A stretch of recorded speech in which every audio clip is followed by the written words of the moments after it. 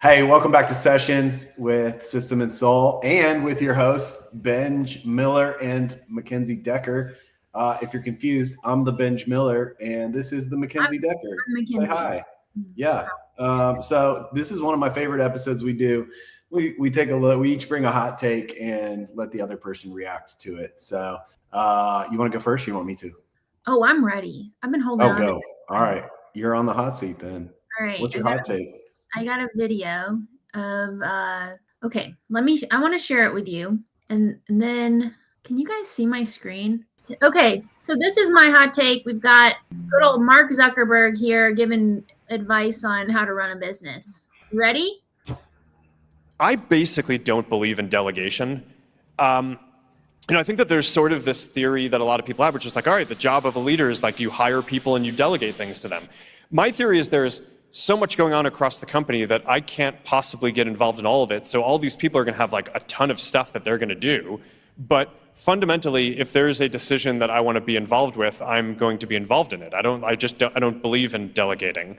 It's like I think that that's generally a good way for founders to operate. I think it's like if you're running the company and you're on the hook for everything and there's like something that's important at whatever level of detail in the organization, I don't get like the logic of saying like I'm not going to be involved in that. Now, I mean, you want to have humility and know that like if you're diving into some decision, you may not have the most context immediately, but I generally think that you want to be able to just have the cultural expectation that things are not going to be so hierarchical and like you're just going to dive into whatever you want.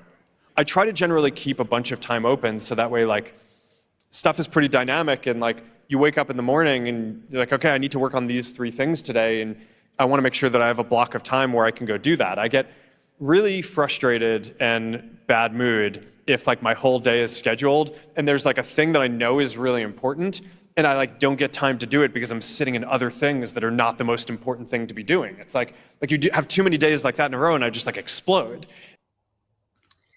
Okay, I want to hear what you think. Well, I think he's playing a little game of semantics. I want to hear what you think, but can I share what I thought when I first saw that? Yeah, go. Why is this immediately I'm like, and I've watched it a few times now, but immediately I'm like, oh no, like this doesn't work. And my first thought was like, I wonder if we turn the camera on, if there's anybody that's on his team and they're sitting in that audience, I'd be so curious to know what their face is doing right now. Like, I'd be so curious to know what the impact of that is on the people that he works with. Because what I heard is that he's organized it in such a way that he can keep it flexible for himself and what he's comfortable with, but he may be cutting the knees off of the people that he's got in his organization. And so that was my operator brain thinking, if I were advising him, I would say, are you sure you understand the impact of, the dynamic that you've set up here? So I also think that this is related to that whole like founder mode conversation that's been going on in the last year.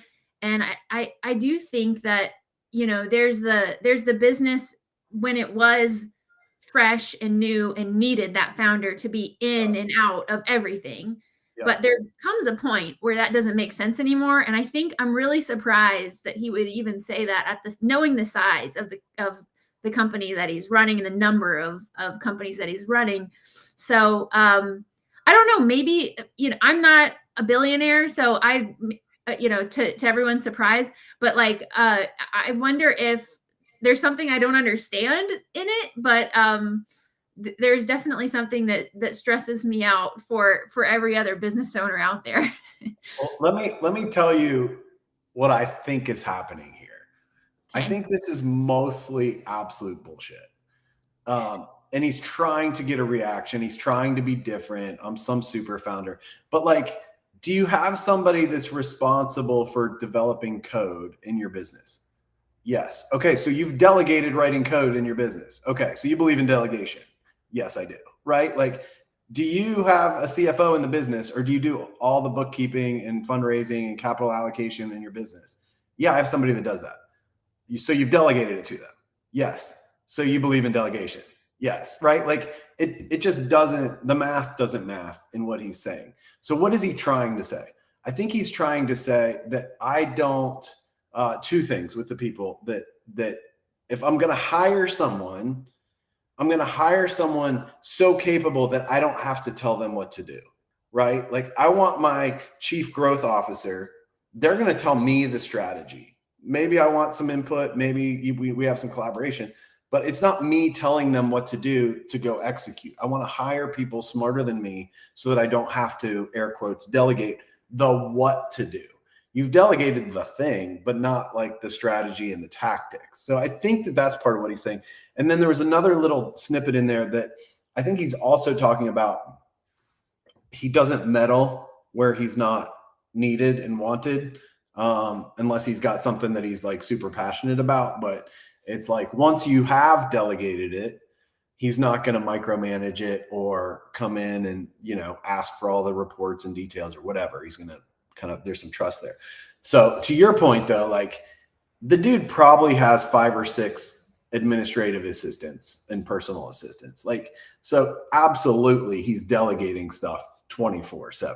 There's just zero shot. Like, so I understand what he's trying to say about trusting the people you hire, not meddling, not dictating what to do. I think that is a great leader.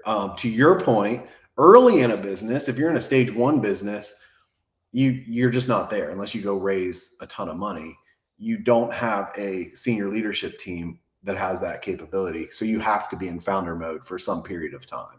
Yeah. Even stage 2, you're slowly taking the proverbial hats off and putting them on other people, and to different levels of degrees, depending on the stage of the business. You may have somebody super capable. You might have somebody that has potential, and you've got to play free safety, making sure that they're not making mistakes. So I think it's a great conversation. I think he's trying to be more controversial than he probably already is. Yeah, maybe you're right. The other thing you said that I think is really key in all of it, and he said it too. He used the word doers early on. He's talking about delegating tasks and he was calling the people who are doing those tasks doers. And that's one mode of delegation. That's layer 1. The 1.1 is I give you the task and you go do the task.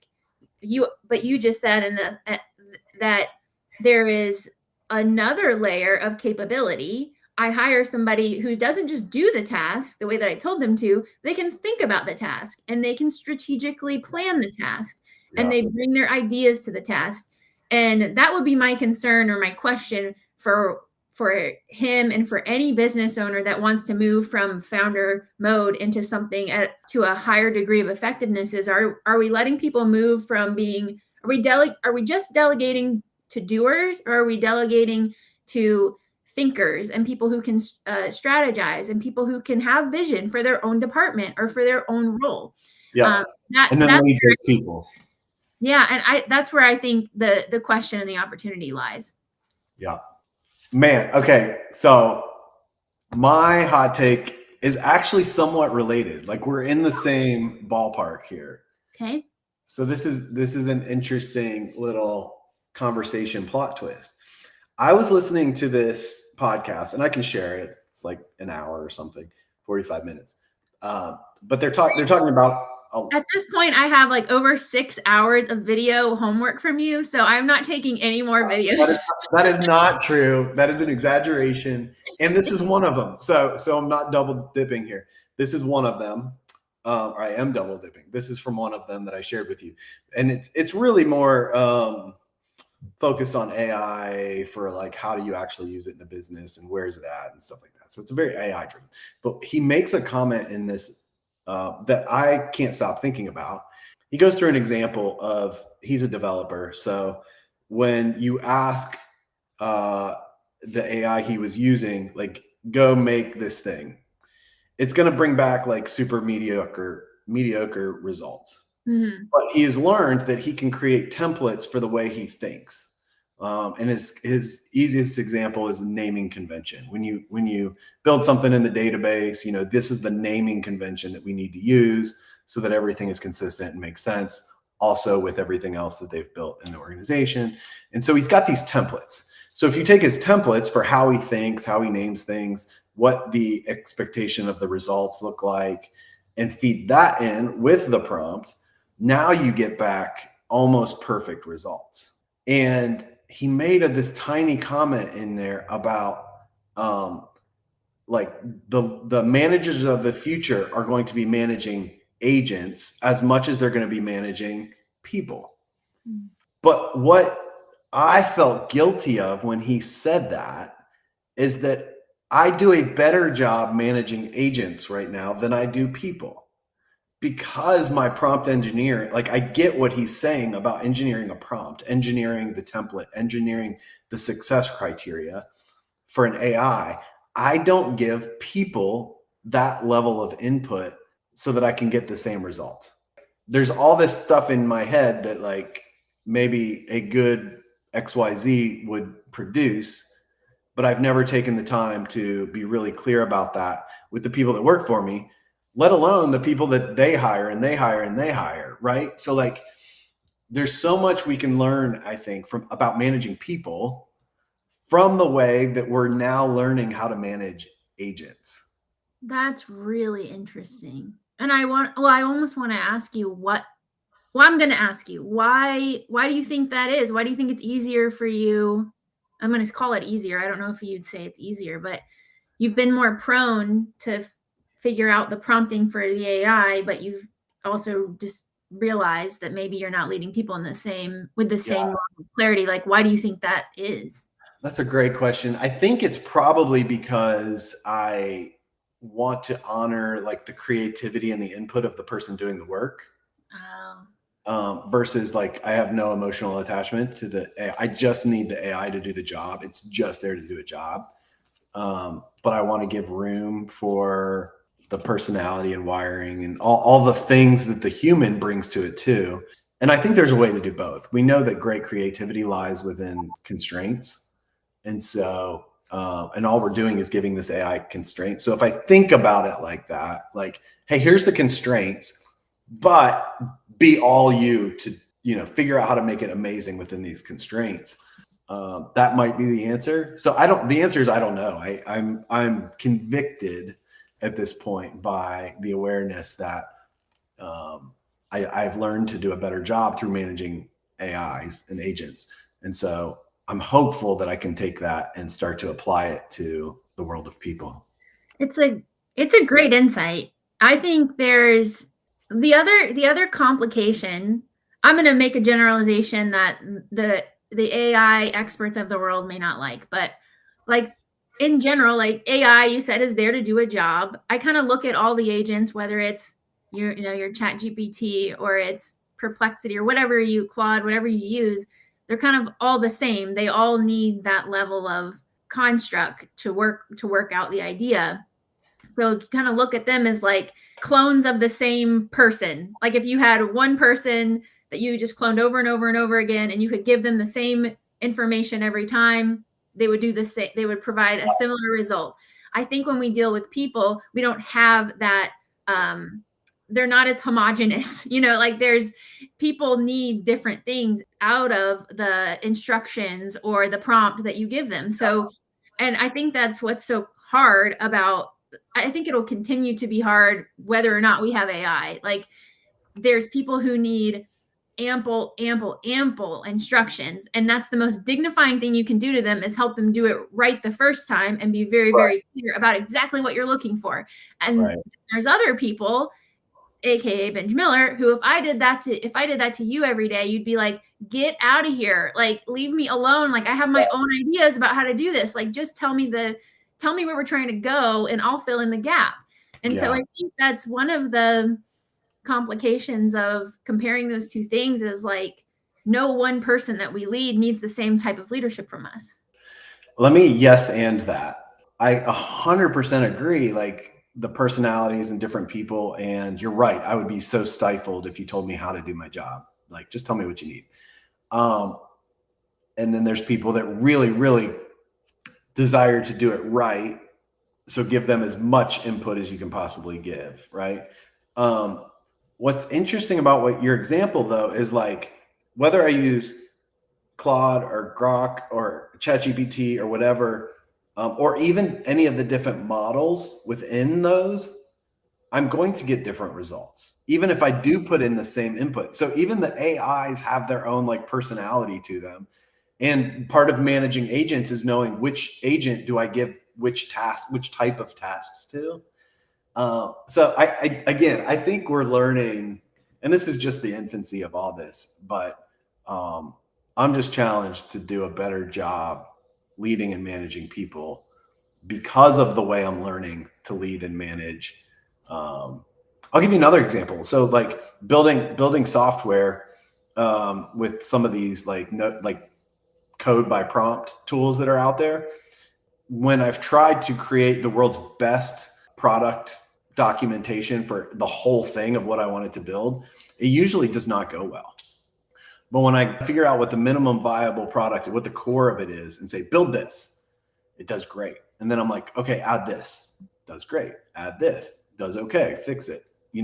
So like, I'm wondering, even in that, what is the lesson for managing people? And it's like, hey, I have a big vision for where this is going. Here's exactly where we need to start. Let's get it to this. And then we'll work on some iteration. So I don't know. I definitely don't want to treat people like agents, right? Like that's definitely not the goal. Right. So there's something to learn and something to figure out. I think, okay, here's something you said it. And I think this might be part of the answer is you said there's kind of like a minimum viable clarity. I think whether it's an AI agent or it's a human being, there's a minimum viable clarity, no matter who it is, that we have to be mindful of. Yeah. So you've got the minimum viable clarity. And then on top of that, we have to consider, based on what you said, different models, different agents, different types of people who have different backgrounds and different personalities and different interests. We have to take that minimum viable clarity, give it to all of them. But then there is the nuance of managing the differences in all of it. So there's the nuance of personality, emotions is we could probably talk for 30 minutes on dealing with emotions and leadership, but there's the human needs, the human emotions, the AI, the way they've been designed to handle something in different ways. Like there's the human design that then requires us to think about the different ways that we need to provide that instruction or provide that, those, what do you call them? Like gutters for someone. Constraints.